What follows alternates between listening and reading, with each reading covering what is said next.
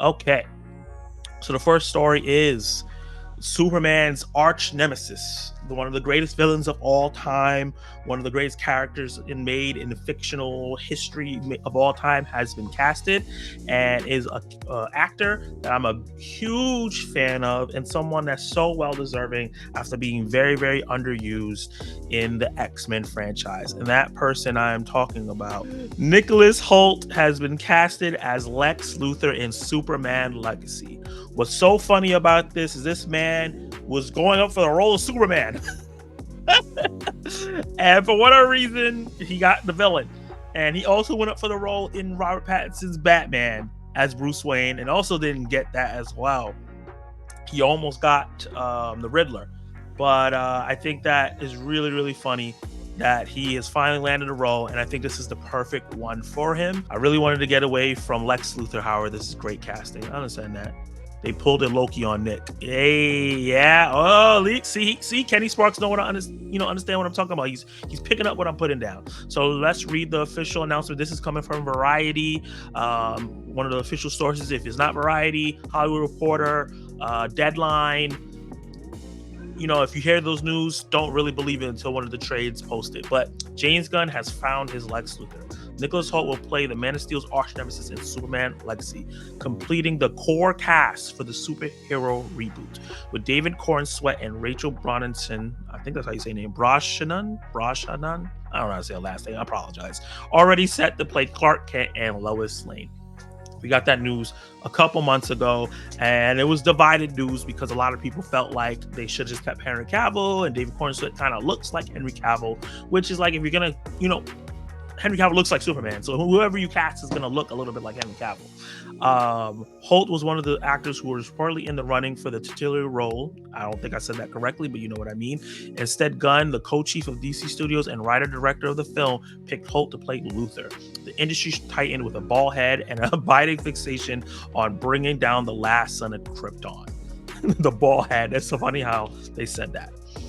With the actor strike over, Gunn has been busy filling out this cast. He's confirmed on social media that Maria Gabriela De Farra was recently cast as another villain, the Engineer. That is important. I think that Lex is going to play a smaller role inside of this film, and that the Engineer may be a bigger villain in the film.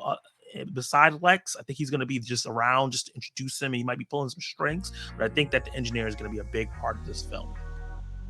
On the superhero side, Superman will be backed by Green Lantern, played by Nathan Fillion, but he's not playing Hal Jordan. He's playing Guy Gardner, which I think is perfect for Nate Fillion to do. Hawkgirl, played by Isabella Marquez, who's also going to be inside of the Madam Web movie. That's one of the Spider people. One of the Spider women, which is really, really interesting that she's playing two different superhero roles in two separate franchises. So she has a huge opportunity here to knock it out of the park. She might be part of the MCU and the DCU at the same time. I don't know how it's going to work, but good luck to her. Mr. Terrific is being played by Eddie Gathegi. I don't know, I'm pretty sure I said his name incorrectly, but he is someone that's been around for a long time acting. Always one of those character actors that does an amazing job, but never get a lead role. He was in the X-Men franchises. Ooh, mixed up my words. X-Men franchise, just like Nicholas Hoult was, but he was killed off really fast in a very stupid way, and I think this will be really great redemption for him to play a role that will uplift him and uplift the character, because Mr. Terrific is a terrific character. And Metamorpho, this is my most exciting out of all these castings. I love that Nicholas Hoult is Lex Luthor. That's probably my second favorite casting so far in this film. But Anthony Carrigan being played or playing Metamorpho is my favorite casting in the film yet. If you have not seen the show on HBO called Barry, where he plays, I guess, like an antagonist and a protagonist on that show, he is absolutely hilarious and amazing. And the way he flips between comedy and serious is just amazing and phenomenal in that film. And that was what you need for Metamorpho, because he's naturally going to be a weird character and he has a tragic story, but he has to flip between comedy and like trauma really quickly. And Anthony Carrigan has that in the bag. Superman Legacy is the inaugural feature film in the DC Studios relaunch of the DC Universe in the film and television, which Gunn and fellow co-chief Peter Safran announced in January, which is really interesting. We don't hear anything from Peter Safran. We always hear James Gunn. He's just been the face of this. They must have had a conversation where they were like, you know what? I don't want any backlash. I'll just work behind, make sure the finances is good and everything's set. I need you to be the face. And James Gunn was like, all right. On November 11th, Gunn posted that due to the work of his production team during the strikes, the film will be set to make originally scheduled release July 11th, 2025. Gunn is really showing like what you need to do to make sure your movies hit their dates. The fact that he was still working without the actors and figuring out all the other stuff that the actors don't need to be a part of. To make this movie still continue. So now that they come in and everything is kind of ready and plugged and set, I think it's genius. I don't know how long he's gonna be able to keep it up as the DCU becomes more and more popular and their demand for product, from Zaslav becomes higher, or even Paramount, because that's the studio that's rumored to buy Warner Brothers in a couple years. But we'll see. Holt has been busy. Well, Holt has had a busy docket of late. He was in Renfield recently. He is starring in Clint Eastwood's upcoming legal thriller, Juror Number 2. He's in the animated film Garfield as the voice of John. I just reacted to the trailer of that. He sounded great. And the titular, I don't know how to say that word. The cat owner, he's the cat owner of Garfield. And he's in Robert Eggers' production of, I don't know how to say this word, Nosferatu. That is, I think, Dracula, or the original Dracula, opposite of Emma Corrin, Alex Hayes Johnson, and Bill Skarsgård. I'm really excited about that film. Robert Eggers is a phenomenal director, and this sounds like it's going to be a banging project. Guys, how do you feel about Nicholas Hoult being casted as Lex Luthor?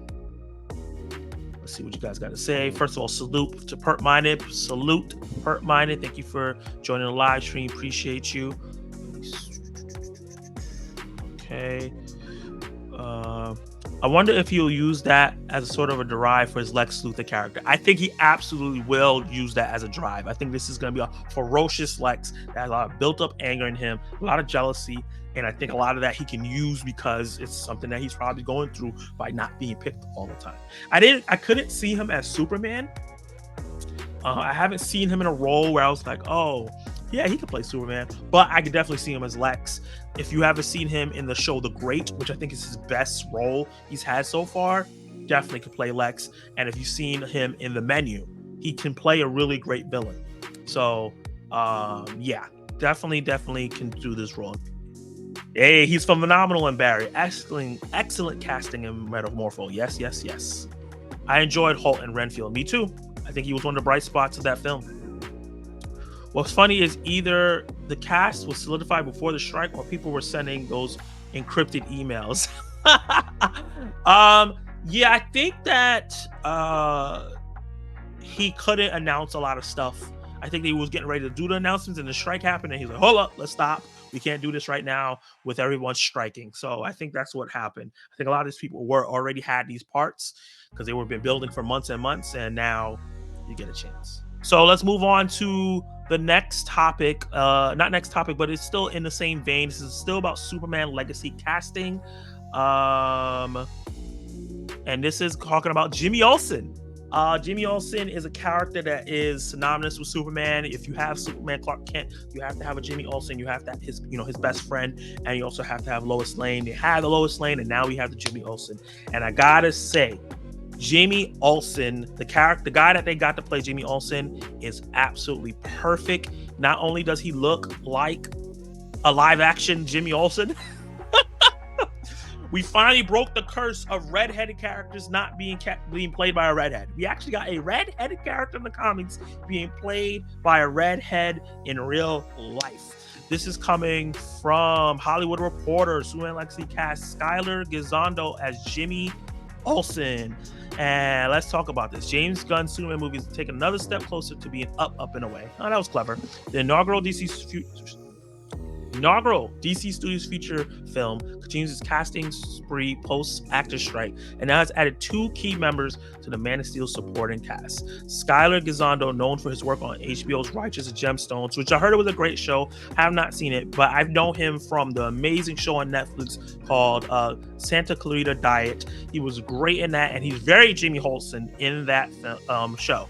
If you have not seen that with Drew Barrymore and Timothy Oliphant, I don't know how to say his name properly. If you have not seen that show, go check it out. It's so good. But yeah, that's where I know him from. He's been casted as Jimmy Olsen, the boyish club photographer at the Daily Planet who works alongside Clark Kent and Lois Lane. And also, if you guys haven't seen The Adventures with Superman, the way they portray Jimmy Olsen in that, perfect, I think, for a modern day age. And hopefully James Gunn takes some inspiration from that, because I think that what they did there with the character was perfect to modernize him.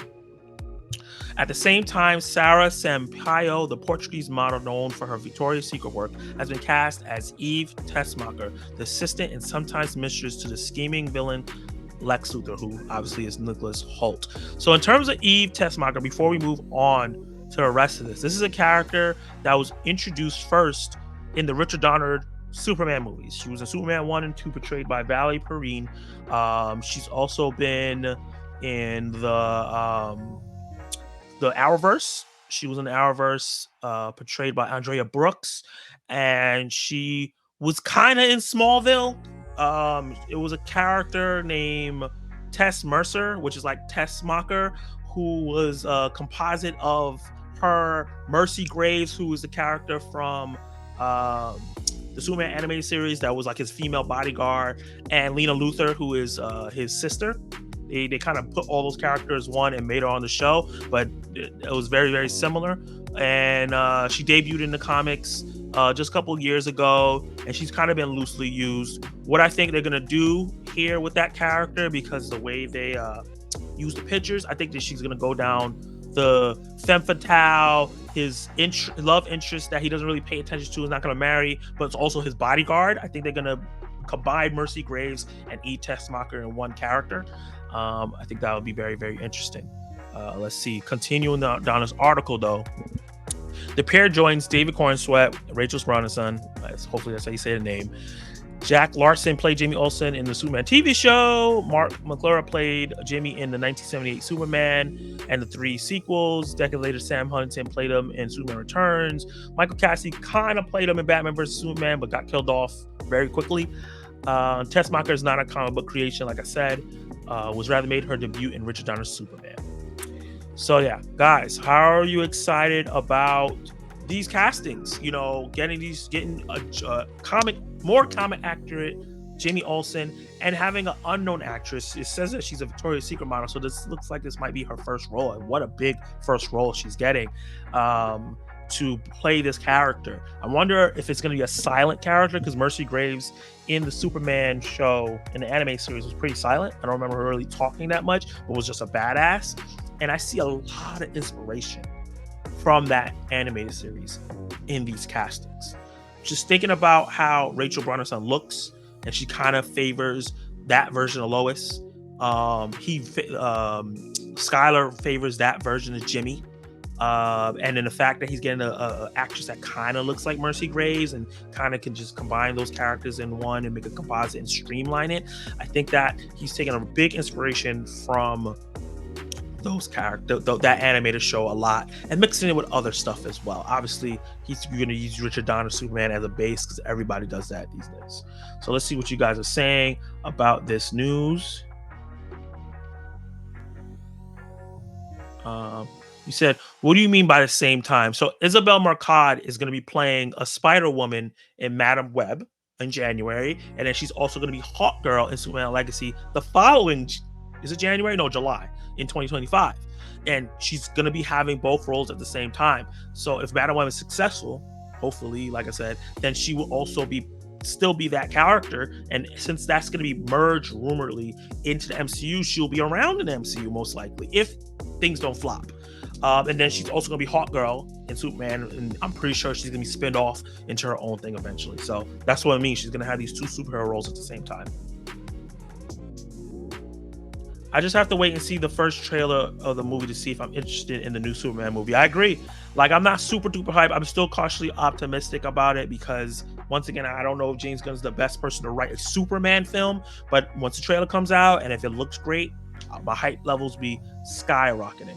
Hey Zach, speaking of Superman Legacy, who do you think James Gunn should cast as the next Batman? I think that oh my God, what's his name from Supernatural? I think will be the perfect age for the character by the time that movie. Jensen Ackles should be the next Batman. I think that he's already voiced the character in the animated series. He has history with the geeky genre. I think that he could be a great Batman, especially with the cat version of the character they're going with. In Jimmy, I trust. Facts. So, guys, we have more topics coming ahead. If you're watching live, stick around. We're going to keep going. But if you are watching this on replay or when I cut this out in a section, drop your thoughts down below and let me know what you think. Like the video, subscribe to the channel, and hit that notification bell so you can notify my reviews, my other live discussions like this, my watch-alongs, my trailer reactions, and everything so you can join the Zack Attack Nation. But now we're going to be moving on to the next topic.